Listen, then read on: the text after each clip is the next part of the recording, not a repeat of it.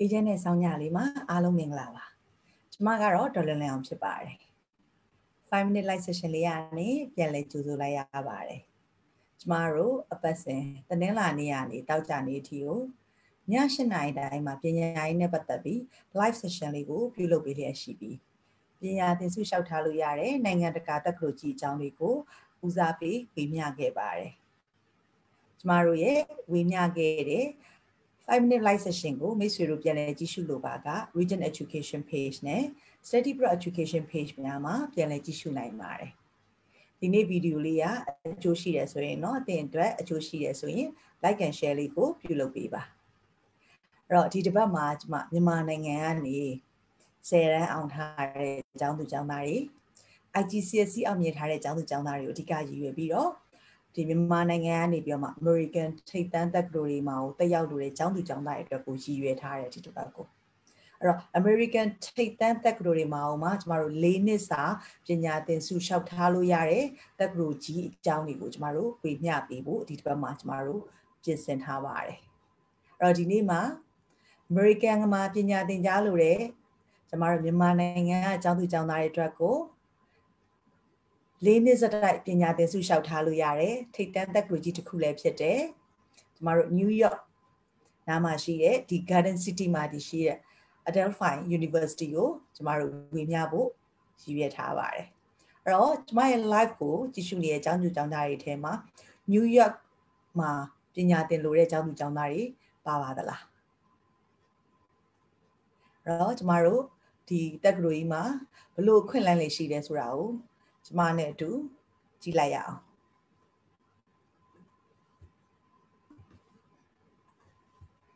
အဲ့တော့ဦးဆုံးပေါ့နော်ကျမဒီအမေရိကမှာနိုင်ငံတကာကကျောင်းသူကျောင်းသားတွေဒီအမေရိကကိုရွေးချယ်တဲ့အကြောင်းရင်းကိုဦးစွာပထမပြောပြလိုပါတယ်အဲ့တော့အမေရိကကိုဒီပေါ့ overseas မှာဒီပညာသင်ကြားမယ်ဆိုတဲ့အချိန်မှာကျမတို့မြန်မာနိုင်ငံတနိုင်ငံနဲ့မဟုတ်ပါဘူးစင်ကာပူဗီယက်နမ်အင်ဒိုနီးရှားစတဲ့ပေါ့နော်ကျမတို့ဒီအရှေ့တောင်အာရှနိုင်ငံတွေရောနောက်အခြားနိုင်ငံတွေရောဘာကြောင့်အမေရိကကိုရွေးကြလဲသူကဘာများထူးခြားမှုရှိလို့လဲပေါ့နော်အဲ့တော့အဓိကပြောမယ်ဆိုလို့ရှိရင်ကျမတို့ academic excellence ဆိုတဲ့ဒီအရေးအသွေးတစ်ခုကြောင့်ဖြစ်ပါတယ်အဲ့တော့ဒီ academic excellence ဆိုတဲ့အချိန်မှာသင်ရိုးညွှန်းတန်းတွေကိုဒီကျောင်းကနေပြီးတော့ဒီတက္ကသိုလ်တွေကနေပြီးတော့မှာပေါ့နော်ဒီစံချိန်စံညွှန်းနေနဲ့ကိုအရန်ကိုတခြားလောက်ထားတယ်အဲ့အတွက်ကြောင့်ကျမတို့တကယ် World Rank University တွေကိုရှင်းကြည့်လိုက်လို့ရှိရင် America တက္ကသိုလ်တွေများပါတယ်အဲ့တော့ဒီနေ့ Adelphi မှာဆိုလို့ရှိရင်လေဒီ Adelphi ကဒီ small class size နဲ့ကိုမှ professor တွေနဲ့ကိုမိမိသင်ယူတဲ့ဘာသာရေးကိုသင်ပေးတာအဲ့တော့ခုမှပေါ့ကျမတို့ဒီစာသင်ခန်းထဲမှာဆိုကိုနဲ့တွေ့ရတဲ့လူက professor ဖြစ်ချင်မှဖြစ်မယ်ဟုတ်လားကျမတို့ဒီ CR တွေကဆိုလို့ရှိရင်ပုံမှန် lecturer တွေလည်းဖြစ်နိုင်တယ်အဲ့တော့ကျမဒီနေ့ဝေမျှပေးမယ်အမေရိကဒီ Adelphi University မှာဆိုလို့ရှိရင်သူကကြတော့ small class size ကိုထားပေးတာသူရဲ့အရင်အားတာတဲ့အချက်တစ်ခုတက္ကသိုလ်ကြီးနော်တက္ကသိုလ်သေးမဟုတ်ဘူးဒီလိုတက္ကသိုလ်ကြီးမှာသူက small class size ထားတဲ့အပြင်မှာဒီသူ့ရဲ့သက်ဆိုင်ရာနေပယ် professor တွေကိုယ်တိုင်သင်ပေးတယ်ပြီးသွားလို့ရှိရင်ဒီ faculty member တွေမှာဆိုလို့ရှိရင်လည်းအဲ့လိုမျိုး leader တွေ researcher တွေပြီးတော့ writer တွေ artist တွေ innovator တွေစသဖြင့်အများကြီးပါဝင်တယ်သက်ဆိုင်ရာဌာနတွေသက်ဆိုင်ရာသူ့ရဲ့နေပယ်တွေမှာအဲ့တော့ဘာကွာဝါလဲအဲ့တော့သင်ကြားတဲ့လူကဆိုလို့ရှိရင် researcher ဖြစ်တဲ့အတွက်ကြောင့်သူကသူ့ရဲ့နေပယ်သူ့ရဲ့ဒီဘာသာရပ်မှာသူကအရန်ကျွမ်းကျင်ပဲသူက leader တယောက်ဖြစ်တဲ့အတွက်ကြောင့်သူ့ရဲ့ဘာသာမှာသူကကောင်းကောင်းလေးသင်ယူပေးနိုင်တယ်သင်ကြားပေးနိုင်တယ် writer artist သူ့ရဲ့ဘာသာရပ်အလိုက်ပေါ့နော်အဲ့လိုမျိုးလေးတွေ innovator စသဖြင့်ကိုရှိတာဖြစ်တဲ့ကြောင့်ကျောင်းသူကျောင်းသားတွေအတွက်ပုံမှန်စာသင်ရတဲ့ lecturer တွေအများကြီးတာတယ်အဲ့အပြင်မှာအကယ်၍ကျမတို့ပေါ့ classroom ထဲမှာအယောက်100 လောက်ရှိမယ်ဆိုရင်ဒီလိုအရေးတွေးမြင့်မာတဲ့ professor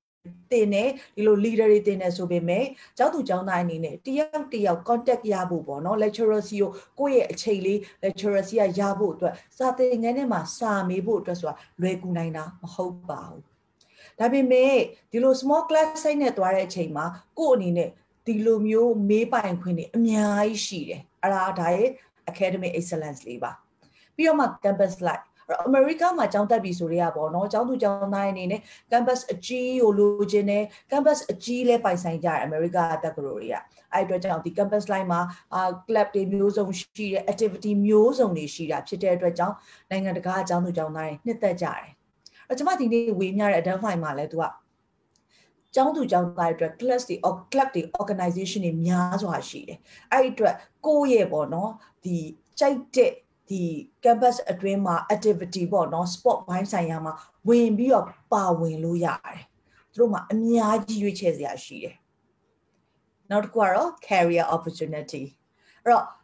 ကျမတို့တွေပေါ့နော်ကလေးဘွားတွေကအကြောင်းတွေတက်ကြရဲပြန်မှန်းခံပြီးတော့ပေါ့နော်ဒီပြီးသွားလို့ရှိရင်ကျောင်းပြီးသွားတဲ့အချိန်မှာဘာကြောင့်လဲလုပ်ငန်းခွင်မှာတင်တောင်းတင်တဲ့နဲ့ပုံမူကောင်းမွန်တဲ့နေရာတစ်ခုကိုရောက်ရှိဖို့အတွက်အားလုံးရည်ရွယ်ကြတယ်အဲ့တော့ career opportunity ကကျမတို့ဒီကျောင်းသူကျောင်းသားအားလုံးအတွက်ကိုအရန်အရေးပါတဲ့နေရာမှာပါဝင်ပါတယ်အဲ့အတွက်ကြောင့်လည်းဒီ Adelphi မှာဆိုလို့ရှိရင်သူက New York နဲ့နီးတာဖြစ်တဲ့အတွက်ကြောင့်ကျောင်းသူကျောင်းသားတွေအတွက်ကိုဒီ New York ကနေပြီးတော့မှဒီ location အရာလဲသူ့အတွက်အခွင့်အလမ်းအများကြီးရှိတယ်ပြီးသွားလို့ရှိရင်သူ့အနေနဲ့ပေါ့နော်ဒီ New York မှာရှိတဲ့တကယ်ကိုနာမည်ကြီးတဲ့ဒီပေါ့ company တွေမှာလဲသူ့အနေနဲ့ဝင်ပြီးတော့ပေါ့နော်ရနိုင်တဲ့ chance တွေလည်းအများကြီးရှိတယ်အဲ့လာပြီးတော့ career opportunity လို့ပြောရဲကျမတို့မေးလို့များတဲ့ internship opportunity အဲ့တော့ကျမတို့ကျောင်းတက်နေတော့ intern လုပ်မယ်ဆိုလို့ရှိရင်လေ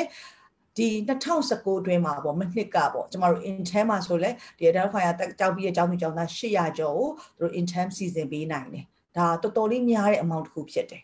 အဲ့တော့ intern ကလည်းကျောင်းသားတက်ချင်မှာပေါ့နော်ကျောင်းကစီစဉ်ပေးလို့ရတယ်ကျောင်းသားတိုင်းလည်း intern လုပ်ချင်တာမဟုတ်ပါဘူးအဲ့တော့ကျမတို့မေးကောင်းမေးရလေ800ကျော်ပဲဆိုတော့ဘာလို့1000ကျော်မဖြစ်လဲပေါ့နော်အဲ့တော့ကျောင်းသူကျောင်းသားတွေကလည်းခုနလိုပေါ့မိမိကိုယ်တိုင်လည်း intern သူတို့ intern ကိုကတော့နိုင်ငံတကာကျောင်းသူကျောင်းသားတွေကပို့ပြီးတော့လုပ်ချင်တယ်အဲ့တော့ဒါ career opportunity ဘိုင်းနဲ့ internship opportunity ဘိုင်းပြီးတော့ကျမတို့ကျောင်းသားတွေဆိုတည်းရတယ်ကျမတို့ networking ကတိတ်အရေးကြီးတယ်။ဘာကြောင့်လဲဒီနိုင်ငံတကာလာတယ်ပေါ့နော်ဒီ community တွေအဲ့လိုမျိုးဟာတွေကအရင်အရေးကြီးတာဖြစ်တယ်။အဲ့အတွက်ဒီမှာဆိုလို့ရှိရင်ပေါ့နော်သူရဲ့ alumni တွေရဲ့ network တွေပြီးသွားလို့ရှိရင်ပေါ့နော်ဒီကျောင်းသူကျောင်းသားရဲ့ community တွေဆိုလို့ရှိရင်လည်း very strong ဖြစ်ပါတယ်။နောက်ဆုံးအနေနဲ့တော့ဒီပေါ့နော်not the least ပေါ့ဒီ recognition ဒီတက်ကူရဲ့ဟာကိုဘယ်လိုတွေအတိမတ်ပြုလဲပေါ့နော်အဲ့တော့တက်ကူကတော့ကမ္ဘာဒီ top တက်ကူတစ်ခုဖြစ်တဲ့အတွက်ကြောင့်အကုန်လုံးကတော့အတိမတ်ပြုပြီးသားပဲအဲ့တော့ Princeton review အရလည်းအရန်ကိုကောင်းတဲ့တက်ကူကြီးတစ်ခုဖြစ်တယ်ဒီလိုတွေကြောင့်ဒီတက်ကူတွေကိုကျွန်မဒီနေ့ဝေမျှဖို့အတွက်ရည်ရွယ်ပြီးတော့ချပြပေးတာဖြစ်ပါတယ်အဲ့တော့ကျွန်မတို့နဲ့အတူကျွန်မနဲ့အတူ Adelphi University ကိုသွားရအောင်အဲ့တော့ဒီ Adelphi University อ่ะဆိုလို့ရှိရင်ကျမတို့ Best College အနေနဲ့ဒီပေါ့ education quality အနေနဲ့ကိုကျမတို့ Many Magazine ကနေပြီးတော့မှတိုင်းတာတဲ့ချိန်မှာလဲသူကအကောင်းဆုံး college အနေနဲ့ပါဝင်ထားတယ်ပြီးတော့လို့ရှိရင်ကျမတို့ပေါ့နော် America မှာNew York နဲ့နီးတယ်ဆိုတော့တချို့တွေကမေးကောင်းမေးမယ်ဟုတ်လားအဲ့တော့ဒီ safety ကစိတ်ချပါမလားမိဘတွေဟုတ်ပြီနော်အဲ့တော့ဒီတက်ခရိုဆိုလို့ရှိရင်ဒီ safety အတွက်ကိုမှတကယ်ကောင်းတဲ့ဒီလိုပေါ့သူတို့တိုင်းတာတဲ့ထဲမှာဆို top 25%ထဲမှာပါဝင်တယ်။ဘာလို့ကျမတို့ဒီ New York နားကဒီမြို့မှာတည်ရှိတာဖြစ်တယ်။အဲ့တော့ပြီးသွားလို့ရှိရင်ကျမတို့ပေါ့ top US college အနေနဲ့လေဒီ US မှာရှိတဲ့ဒီ Wall Street Journal တို့ Time Higher တို့ကနေပြီးတော့ဖော်ပြခြင်းခံရတယ်။ပြီးတော့ဒီကျောင်းသူကျောင်းသားအနေနဲ့ရွေးချယ်စရာခုနကျမပြောတဲ့ဒီပေါ့ student life ထဲမှာပေါ့နော် club organization ဆိုတာလည်းအများကြီးပဲအဲ့တော့ဒီကျောင်းသူကျောင်းသားတွေက New York မြို့ကိုသွားမယ်ဆိုလို့ရှိရင်လေဒီ train နဲ့ကိုသွားမယ်ဆိုရင်ကျမတို့နိုင်အောင်စီးရအောင်ပေါ့နော်ရထားစီးမယ်ဆိုရင်လေတကယ်ကို financial capital city of the world ပေါ့ New York ဆိုတာတော့အဲ့အတွက်ကြောင့်အရန်ကိုစီကားတဲ့မြို့နဲ့သွားမယ်ဆိုလို့ရှိရင်လေ just တနိုင်အတွင်းပဲပြီးတော့အနေရကင်းမှုဆိုတာလည်းအရင်ရှိရเนาะအဲ့ဒါအကြောင်းမလို့ international ကျောင်းသားတွေအနေနဲ့ရွေးချယ်တဲ့တက်လို့တစ်ခုဖြစ်ပါတယ်အဲ့တော့ campus ရဲ့ location အနေနဲ့ကိုကျွန်မပြောရမယ်ဆိုလို့ရှိရင်ဒီ campus ထဲမှာပေါ့နော်ဒါသူရဲ့ facility အနေနဲ့ကိုဒီ fitness center တွေပြီးတော့မှ student faculty ratio ဆိုတာကတော့ဒီကျောင်းသူကျောင်းသားနဲ့သူဌာနမှာ share faculty member နဲ့ပေါ့နော်ကျွန်တော်တို့ဒီနိုင်ငံမှာကျောင်းသားမျိုးဆို student faculty ratio ကြည့်ကြတယ်တက်လို့ကြီးတော်တော်များများ။ဘာကြောင့်လဲဥပမာပေါ့ကျောင်းသားအယောက်50ရော faculty member တယောက်ကကြည့်နိုင်မယ်ဆိုရင်ကျွန်တော်တို့ဘယ်ကြည့်နိုင်မလဲနားလို့အဲ့ဒါကြတော့ဘယ်ဟိုပြောမယ်ဆိုလို့ရှိရင် student faculty ratio ကတိတ်ပြီးတော့မလှဘူးပေါ့နော် strong မဖြစ်ဘူးလို့သတ်မှတ်တယ်အဲ့ဒီမှာဆိုလို့ရှိရင် 12 into 1ဆိုတော့ကျောင်းသားစနေယောက်ကို faculty member တယောက်က look after လုပ်နိုင်တယ်ဆိုတော့ပုံစံမျိုးလေးရှိတာဖြစ်တဲ့အတွက်ကြောင့်တကယ်ကိုကောင်းတယ်ပြီးတော့ကျွန်မခုနပြောခဲ့တဲ့ New York ကနေတိတ်မဝေးတဲ့ Garden City မှာတည်ရှိတာဖြစ်တယ်အဲ့တော့သူ့အနေနဲ့ဆိုလို့ရှိရင်ပေါ့နော်ဒီ Adelphi တည်ရှိတာဆိုလို့ရှိရင်ကျမတို့ Long Island လို့ခေါ်တဲ့ဒီပေါ့အရန်လှတဲ့ဒီနေရာလေးမှာတည်ရှိတာဖြစ်တယ်ပြီးတော့လို့ရှိရင်ကျမတို့ဒီကျောင်းသူကျောင်းသားရဲ့အတွက်ကိုမှဒီ New York ကိုသွားမယ်ဆိုလဲနီးနီးလေးပဲသူ့အတွက်ပေါ့ဟိုပြောမယ်ဆိုလို့ရှိရင်အများကြီးဒီအရန် busy တဲ့မြို့လေခေါင်းမှလည်းမဟုတ်ဘူးအေဂျင့်တာရတယ်အရန်ကိုကဘာရဲ့တကယ်ဟို financial ဟိုမြို့ကြီးဖြစ်တဲ့ New York ကိုသွားမယ်ဆိုလဲ just an hour ပဲအဲ့တော့ဒါလေးကတော်တော်လေး convenient ဖြစ်ပါတယ်အခုကျွန်မနဲ့တူတူဒီမှာပေါ့နော်ဒီကျောင်း campus ရဲ့လှပပုံလေးကိုလည်းဝင်ပြလိုပါတယ်အဲ့တော့ Adelphiဆိုလို့ရှိရင်ကျမတို့ဒီ tree ပေါ့သူတို့ဒီမှာ train session အနေနဲ့ဆိုလို့ရှိရင်လည်းဟိုဖြစ်တဲ့နီးရပေါ့နော် New York ကနေဆို train session က train station ပြောမယ်ဆိုရထားဘူတာ gate ပေါ့3 gate လောက်ဆိုသူကရောက်ပြီအဲကြောင့်အရန်နီးရလို့ပြောတာပေါ့နော် located သူကအရန် safe လည်းဖြစ်တယ်ပြီးလို့ရှိရင်မြို့လည်းဖြစ်တယ်ဥပမာပေါ့ safe ဖြစ်လို့တော်ကြီးဆိုတော့လည်းသူကဟိုဖြစ်မလဲပေါ့နော်အဲ့တော့မြို့လည်းဖြစ်တယ်ဒါတကယ်သူရဲ့ပေါ့အဲ Long Island ရဲ့ဒီ Garden City မှာရှိတာဖြစ်တယ်ပေါ့နော်ပြီးွားရင်ဒီ campus itself ကလည်းဧက50ပေါ့နော်ဒီရှိတယ်သူရဲ့ဒီ campus ကြီးကအရန်လှပြီးတော့ပေါ့နော်အဲ့တော့ကျောင်းသူကျောင်းသားတွေအနေနဲ့လှပပြီးတော့အနေရကင်းနဲ့အရန်ကိုလှတဲ့ဒီပေါ့နော်မြို့မှာနေထိုင်ရမယ်ပြီးတော့အရန်လှတဲ့ campus လေးမှာကျောင်းတက်ရမယ်ပြီးွားရင်ကျောင်းသူကျောင်းသားတွေအတွက်ကိုလည်းဒီသူတို့က shuttle bus တွေပေါ့နော်ဒီဟိုလောင်း Island Race Road ဆိုတဲ့ဒီ station ကိုသွားမယ်ဆိုလို့ရှိရင်လေဒီ shuttle bus တွေကိုအမြဲတမ်းထားပေးထားတယ်အဲ့တော့ကျောင်းသူကျောင်းသားအနေနဲ့ဟို station ကိုသွားမယ်ဆိုလေဒီကျောင်းကနေပေးတဲ့ shuttle bus ကို free စီးပွားရုံပဲအရန် convenient ဖြစ်တာပေါ့ဟို station ရောက်တော့ကိုယ့်ပစံကိုပေးရမှာပေါ့နော်ကျမတို့ရထားစီးပြီးဆိုတော့အဲ့လိုဒါပေမဲ့ရထားကြီးကိုတွားတဲ့အချိန်တော့ကျောင်းသူကျောင်းသားရဒီ free shuttle bus ကိုစီးသွားရုံပဲအဲ့တော့ဒါလေးကတော်တော်လေး convenient ဖြစ်တယ်အဲ့တော့ဒီကျောင်းသူကျောင်းသားရဲ့ weekends မှာဒီ New York ဘက်မှာသွားပြီးတော့ပေါ့နော်ကိုဒီသွားပြီးတော့လဲကျင်တယ်တော့၎င်းပေါ့နော်ဘယ်လိုပဲပြောပေါ့အဲ့တော့ New York ကတော့လေသူကဒီလုပ်ငန်းကုမ္ပဏီလေးများတာ哦ရှူကြတော့လေဒီ weekends မှာ New York မှာဟိုကိုယ့်ရဲ့အချိန်တွေကုန်ဆုံးခြင်းနဲ့ဆိုလို့ရှိရင်လည်းအရင် convenient ဖြစ်တယ်ပေါ့အဲ့လိုမျိုးဟုတ်ကဲ့အဲ့တော့ကျမနဲ့တူတူကျမကတက်ကရိုရဲ့ဒီ background လေးကိုပြောပြီးတဲ့အချိန်မှာကျမနဲ့တူတူတက်ကရိုကိုတစ်ချက်လောက်ကြည့်လိုက်ကြရအောင်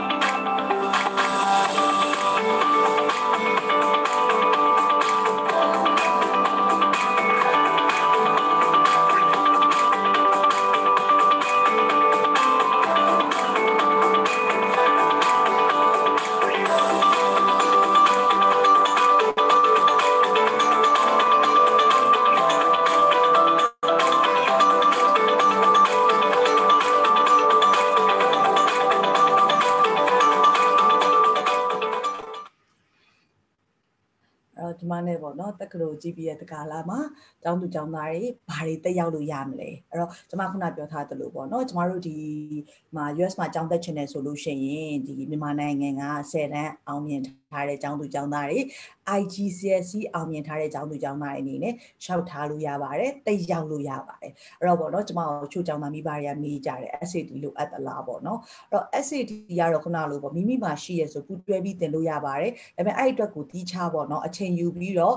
ပြင်ဆင်စရာမလိုအပ်ပါဘူးကျမတို့ SAT မှာပါလဲတက်လို့ရပါတယ် SAT ပါလဲတက်လို့ရပါတယ်အဲ့တော့ SAT ဟိုပေါ့တက်ထားလို့ကျောင်းသူကျောင်းသားတွေအနေနဲ့ပေါ့နော်တစ်တူသွားမယ်ဆိုတာမျိုးတော့မရှိပါဘူးအဲ့တော့ကျမတို့ဒီ undergraduate တက်ရောက်လို့ရတဲ့ဘာသာရပ်လေးတွေကျမတို့ဒီမှာ မျှဝေထားပါတယ်အဲ့တော့မြန်မာနိုင်ငံကကျောင်းသူကျောင်းသားအများဆုံးကြိုက်တဲ့ business ကျမတို့ဒီ identify မှာရှိပါတယ်ပြီးသွားလို့ရှိရင်ဒီပေါ့နော်နောက်ပိုင်းမှာဆိုလို့ရှိရင်တချို့ဒီ biochemistry တို့ biology တို့ကိုလည်းစိတ်ဝင်စားတယ်ပေါ့နော်ဒါမှမဟုတ်လို့ရှိရင် America တက္ကသိုလ်ဖြစ်တဲ့အတွက်ကြောင့် liberal study ကိုစိတ်ဝင်စားတဲ့လူတွေရှိရပေါ့နော် public health ကိုစိတ်ဝင်စားတဲ့ကျောင်းသူကျောင်းသားတွေရှိရအဲ့တော့music ကိုစိတ်ဝင်စားတဲ့ကျောင်းသားတွေဆိုလည်းဒီမှာရှိပါတယ် music ကကြတော့ကျမတို့ကျောင်းတိုင်းမှာမရှိဘူးပေါ့နော်အဲ့လိုမျိုး psychology ကိုစိတ်ဝင်စားတဲ့ကျောင်းသူကျောင်းသားတွေဆိုလည်းရတယ် economics လို့ပေါ့နော်စသဖြင့်အဲ့တော့ physical activity study တို့ physical နဲ့ health education တို့ physical education တို့ sport management တို့ဒီလိုဘာသာရပ်တွေအကုန်လုံးကဒီတက္ကသိုလ်ကြီးမှာရရှိပါတယ်အဲ့တော့ဒါကတော့ကျမတို့အခြားပေါ့ထပ်ပြီးတော့ပြထားတာပါဒီ undergraduate တွေမှာတက်ရောက်လာသွားပေါ့เนาะ dentistry တို့နောက် law တို့ medicine ပေါ့ medicine ကတော့ဒီမြန်မာနိုင်ငံကနေတော့တန်းသွားလို့မရဘူးပေါ့เนาะကျမတို့ဟိုမှာကိုဒီ post university အနေနဲ့ဆက်သွားမှာဆိုတော့အဲ့ဒါမျိုးလဲရတယ်အဲ့ဒါမှမဟုတ်ဘူးဆိုလို့ရှိရင်ပေါ့เนาะကျောင်းသူကျောင်းသားတွေမိမိခုနလိုပေါ့စိတ်ဝင်စားတဲ့ဘာသာရေးတော်တော်များများတော့ဒီမှာရှိပါတယ်အဲ့တော့အင်္ဂလိပ်စာကိုစိတ်ဝင်စားတဲ့ဆရာမတွေလုပ်ချင်တဲ့ကျောင်းသူကျောင်းသားတွေဆိုလို့ရှိရင်လည်း teaching English to speaker ပေါ့နော် of other language နဲ့ယူချင်တယ်ဆိုလည်းရပါတယ်အဲ့တော့ဘာသာရပ်တွေကတော့အများကြီးရှိပါတယ်အဲ့တော့ဘာသာရပ်တွေအများကြီးရှိတာဟုတ်ပြီအဲ့တော့ကျမတို့ပေါ့နော်ဒီ adult file မှာဆိုလို့ရှိရင်ဘယ်လိုမျိုးရှိမလဲကျောင်းသူကျောင်းသားတွေကျောင်းတက်တဲ့အချိန်မှာအဲ့တော့ဝေမျှလိုတာပေါ့မသွားခင်မှာပုံရိပ်လေးအနေနဲ့ပေါ့နော်ဒီနိုင်ငံပေါင်း60ကျော်ကကျောင်းသူကျောင်းသားတွေကဒီမှာဒီတက္ကသိုလ်ကြီးမှာပညာလာပြီးစီးပူးတယ်ပြီးသွားလို့ရှိရင်ပေါ့နော်ကျောင်းသူကျောင်းသားတွေအတွက်ကို club activity တွေအများကြီးရှိတယ်အဲ့ဥပမာဒါလေးဆိုလို့ရှိရင်မှာ female culture unite for sex စသဖြင့်ပေါ့ဒါတော့သူနာမည်လေးတစ်ခုပေါ့လို့ကြိုက်တဲ့ club activity တစ်ခု join လို့ရတယ်ကိုအနေနဲ့အဲ့တော့သင်္ချာရန်စိတ်ဝင်စားတဲ့လူတွေဆိုလို့ရှိရင်လည်း maths and computer science club အဲ့ဒါတော့ကောင်းအရင်လို့လောက်မှာပေါ့နော်အဲ့လိုမျိုးလဲ join လို့ရတယ်ဆိုတော့ဒါသူတို့အနေနဲ့ဒီ student တွေjoin လို့ရတဲ့ activity club တွေပေါ့ဟုတ်ပြီအဲ့တော့ကျမတို့တက်လို့ရတယ်ဟုတ်ပြီကျောင်းပြီးပြီအရင်ရေးကြည့်ရဟုတ်ပြီနော်ကိုယ့်ရဲ့ career ကိုကူညီပြီးတော့ boost up လုပ်ပေးဖို့လည်းလိုအပ်တယ်အဲ့တော့ဒီမှာဆိုလို့ရှိရင် career မှာဆိုလို့ရှိရင် career accelerator လို့ခေါ်တဲ့ development program တို့မှာရှိတယ်ဒီဟာလေးကိုလည်းကျွန်မမနေ့ကလည်းဝင်ပြခဲ့တယ်เนาะအဲ့တော့ career accelerator ဆိုတော့အဓိကဘာလဲဆိုကျောင်းသားကိုပို့ပြီးအောင်မြင်တဲ့ကျောင်းသားဖြစ်အောင်လို့အရေးအသွေးတွေလိုအပ်တဲ့အရေးအချင်းတွေကိုဖြည့်ဆွတ်ပေးတာအဲ့အတွက်ကြောင့်ကျောင်းသူကျောင်းသားတွေကအလုပ်ရတဲ့အချိန်မှာပို့ပြီးတော့သူတို့အနေနဲ့မြန်နေပြီးတော့အလုပ်ရှာတဲ့အချိန်မှာပို့ပြီးတော့သုံးသက်တယ်သူတို့မှာအဲ့တော့ employment အနေနဲ့ဆိုတဲ့ဒီမှာ Amazon တို့ပေါ့เนาะ Deloitte တို့စသဖြင့်နာမည်ကြီးကုမ္ပဏီတွေမှာအလုပ်ရ Michael Kors တို့ပေါ့စသဖြင့်ဟုတ်ပြီနော်အဲ့တော့ကျောင်းသူကျောင်းသားတွေအတွက် career accelerator ဆိုတဲ့program ရှိတယ်သူတို့မှာအဲ့တော့နောက်တစ်ခုကတော့ကျမတို့ကျောင်းသူကျောင်းသားတွေအတွက်ပေါ့နော်နေထိုင်ဖို့အဲ့တော့ housing ဆိုလို့ရှိရင်လည်း undergraduate တွေအတွက် housing က on campus မှာမျိုးစုံရှိတယ်ဟိုကျောင်းသူကျောင်းသားရဲ့ choice နဲ့ကိုယ့်ရဲ့ budget နဲ့ရွေးချယ်ရုံပဲအဲ့တော့ကျောင်းသူကျောင်းသားတွေအတွက်က on campus မှာနေရမယ်ပြီးတော့ dining အဲ့တော့ dining ဆိုလို့ရှိရင်လည်း okay dining plan ကိုဝယ်ခြင်းနဲ့ဆိုရင် average ပေါ့ဒါကတော့ costing လေးကိုပြောပြတာပေါ့ semester တစ်ခုမှဆိုဘယ်လောက်ကြာနိုင်လဲပေါ့နော်အဲ့တော့ dining ဆိုတဲ့အဓိပ္ပာယ်မှာတို့က meal plan နဲ့ဝယ်မလားmeal plan နဲ့ဆိုတာ 12 meal per week ဆိုတာတစ်ပတ်မှာ12 meal ကြောင်း provide လုပ်တယ်တို့ကပြီးတော့မှကိုက12 meal ပဲဝယ်ထားဆိုကျန်တဲ့ meal ကတော့ကိုယ့်ကိုထပ်ပြီးတော့စားရဲဆိုထပ်ရှင်းပေါ့အဲ့တော့ချို့တွေကျတော့12 meal ဝယ်တယ်ပြီးတော့ကိုယ့်ကိုလည်းချက်စားတယ်ချို့ကျတော့ totally ချက်စားတယ်ဒါကကျောင်းသူကျောင်းသားတွေရဲ့ရွေးချယ်မှုပဲကိုကြိုက်တာကိုလုပ်လို့ရတယ်အဲ့တော့ခုနလိုအဆောင်မှာနေမယ်ကိုယ့်ကိုချက်ချင်လည်းရတယ်ကျောင်းကချက်ထားတဲ့ဟာမှာ meal plan ယူပြီးစားမယ်ဆိုလည်းရတယ်အရန်ကို convenient ဖြစ်တယ်အဲ့တော့ dining hall တွေလည်းရှိတယ်သူတို့မှာအဲ့တော့ဟိုပေါ့နော်ဟိုစားရမယ်ဆိုလို့ရှိရင်အများကြီးပေါ့ breakfast order စသဖြင့် category တွေအများကြီးသူတို့မှာရှိတယ်ဟုတ်ပြီအဲ့တော့ကျွန်မလည်းတက်ဂရီကြီးကျောင်းတလောက်လည်းဝေမျှခဲ့ဆိုဟုတ်ပြီအဲ့တော့ကျောင်းလာကဘယ်လောက်လဲပေါ့နော်ကျောင်းလာကအနေနဲ့ဆိုရင် US 4000ကျော်ရှိပါတယ်ဒါတော့ကျွန်တော်တို့ဒီပေါ့ housing တွေ dining တွေ insurance တွေပေါ့ပေါင်းလိုက်တာပေါ့အဲ့တော့တနည်းဆိုရင် average ကျောင်းလာက6000ကျော်ကုန်ကြပါတယ်အဲ့တော့ကျောင်းဖွင့်မဲ့အချိန်ညာဆိုလို့ရှိရင်ကျမတို့ intake တွေအနေနဲ့ဆိုလို့ရှိရင် January မှာရှိတယ်ပြီးလို့ရှိရင်ပေါ့နော်ကျမတို့ဒီMay မှာရှိတယ် August မှာရှိတယ်အဲ့တော့ကျောင်းသူကျောင်းသားတွေအနေနဲ့မိမိရွေးချယ်တဲ့ intake ပေါ်မူတည်ပြီးလျှောက်ထားပါတယ်အဲ့တော့ scholarship အဲ့တော့ scholarship ဆိုလို့ရှိရင်ကျောင်းသူကျောင်းသားတွေအနေနဲ့ပေါ့နော်၄နှစ်စာဇာတ်လျှောက်ထားလို့ရတယ် scholarship ရှိပါတယ်အဲ့တော့တစ်နှစ်လည်းရှိတယ်သူတို့ဒီ၄နှစ်ဇာတ်လျှောက်ထားလို့ရရလည်းရှိတယ်အဲ့တော့ scholarship အနေနဲ့ဆိုလို့ရှိရင်လက်ရှိမှာ up to 15,000 အထိကျောင်းကနေ ပေးပါတယ်တက္ကသိုလ်ကြီးကနေအဲ့တော့1000ခွဲအထိကိုတစ်နှစ်1000ခွဲပေါ့နော်၄နှစ်ပေါင်း1000ခွဲမဟုတ်ဘူးတစ်နှစ်1000ခွဲနဲ့ကိုရှောက်ထားလို့ရပါတယ် up to ပေါ့အဲ့အထိအဲ့တော့မိမိရဲ့ channel စာတိုင်းနဲ့ interview တွေတော့သွားရမယ်ဖြတ်တန်းရမယ်အဲ့တော့ဟို scholarship ရှောက်ထားဖို့ဘယ်လိုလုပ်မလဲကျမတို့ region ကိုဆက်သွယ်လိုက်ပါလိုအပ်တာတွေအားလုံးကိုတစ်ဆင့်ပြီးတစ်ဆင့်ကိုကျောင်းသားကိုကူညီသွားပေးမှာဖြစ်ပါတယ်အဲ့တော့ကျမဒီနေ့ဝေမျှခဲ့တာဆိုလို့ရှိရင် New York မှာရှိတဲ့ဒီ Adelphi University ဖြစ်ပါတယ်အဲ့တော့ကျမရဲ့ဒီနေ့ဝေမျှမှုအပြီးမှာကျမတို့ဒီ weekends ပေါ့နော်ကျမတို့ဒီစနေနေ့မှာကိုကျမတို့ဒီတစ်ပတ်ဒီကျမတို့ December မှာစပြီး launch လုပ်ထားတဲ့ parent မိဘတွေရဲ့စကားဝိုင်းပေါ့အဲ့တော့အစီအစဉ်လေးရှိပါတယ်ဒါကတော့ခုနလိုကျမတို့မိဘတွေအတွက်ကိုတိကျရွယ်ပေးပါတယ်အဲ့တော့ဘယ်မိဘမဆိုမိမိရင်တွေးကိုအကောင်းဆုံးဖြစ်စေချင်တာမိဘတိုင်းရဲ့ရှိမှန်းချက်ပါမမွေးခင်တော့ဆိုလို့ရှိရင်လည်းတယူတရားနဲ့စိတ်ပူတယ်ပြီးတော့လူလားမြောက်အရွယ်ရောက်တော့လဲသူ့ကိုပုံမကောင်းမွန်တဲ့ဘဝနဲ့နေထိုင်ဖို့အတွက်ကိုရည်ရွယ်ပြီးတော့ပြုစုပြောထောင်ကြတယ်အဲ့အတွက်ကြောင့်မိဘတွေအနေနဲ့ပညာအမွေကိုအကောင်းဆုံးပေးဖို့ရည်ရွယ်တယ်ဒီလိုပညာအမွေပေးမဲ့အချိန်မှာလည်းမိမိစိတ်ပူစရာစိုးရိမ်စရာပြင်ဆင်စရာတွေအများကြီးရှိပါတယ်အဲ့အတွက်ကိုမှခုနကျမတို့ဒီ overseas မှာကျောင်းသွားတက်တဲ့ကျောင်းသူကျောင်းသားတွေရဲ့မိဘတွေတကယ်ကြုံတွေ့ခဲ့တဲ့အတွေ့အကြုံလေးတွေကိုကျမတို့ဝေမျှပေးမှာမိဘများရဲ့စကားဝိုင်းဖြစ်ပါတယ်ကျမတို့စနေနေ့မှာကျမတို့ study abroad education page ကနေကျမတို့ဝေမျှမှာဖြစ်ပါတယ်အဲ့တော့ကျမတို့ရဲ့ဒီစနေနေ့မှာပြုလုပ်မဲ့စကားဝိုင်းကိုပါဝင်အားဖြည့်ထားတဲ့လူကတော့ကျမတို့ကျောင်းသူကျောင်းသားလေးတွေက Nayan Institute of Management လို့ခေါ်တဲ့စင်ကာပူကကျောင်းတစ်ခုရဲ့ PSP Academy လို့ခေါ်တဲ့စင်ကာပူကျောင်းရဲ့SIM လို့လူကြိုက်များတဲ့စင်ကာပူကျောင်းရဲ့ပေါ့နော်ဒီကျောင်း၃ကျောင်းမှာတက်ရောက်နေတဲ့ကျောင်းသူကျောင်းသားလေးရဲ့မိခင်ကနေပြီးတော့မှကျမတို့မိခင်တွေကဝင်ပြီးတော့အားဖြည့်ပြီးတော့ဆွေးနွေးပေးသွားမှာဖြစ်ပါတယ်အဲ့အတွက်အချိန်က9နာရီမှာကျမတို့စနေနေ့ Study Abroad Education Page မှာည9နာရီမှာကျမတို့မျှဝေသွားမှာဖြစ်ပါတယ်နောက်တစ်ခုကတော့ကျမတို့တနင်္ဂနွေနေ့မှာပါအဲ့ဒါတော့မိဘတွေထဲမှာမှအဖေအဲ့တော့ကျမတို့ဦးဆိုင်ကျော်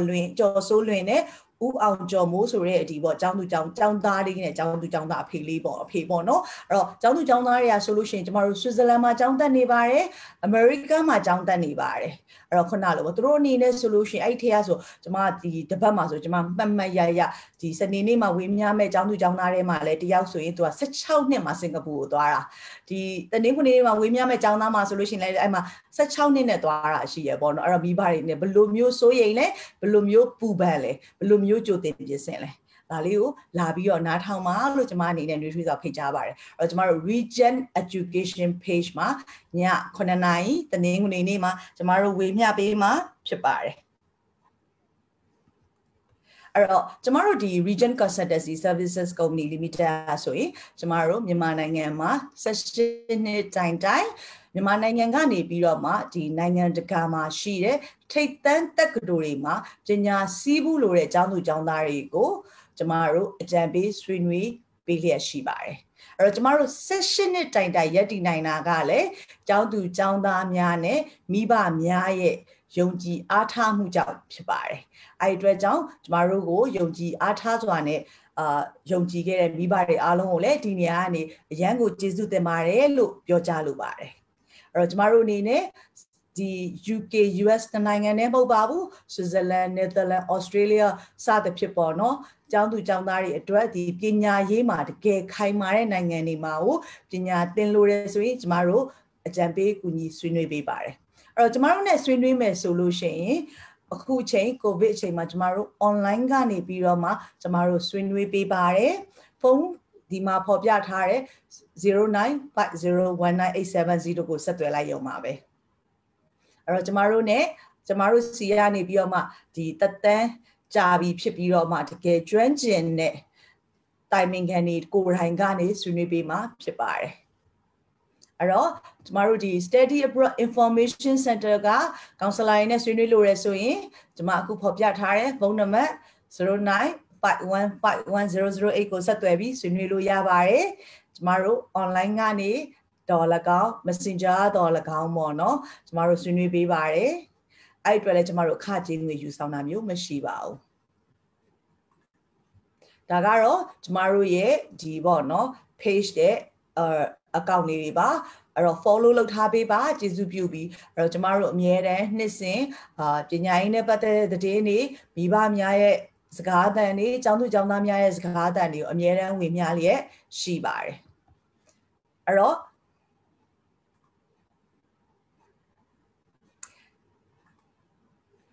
ကျမရဲ့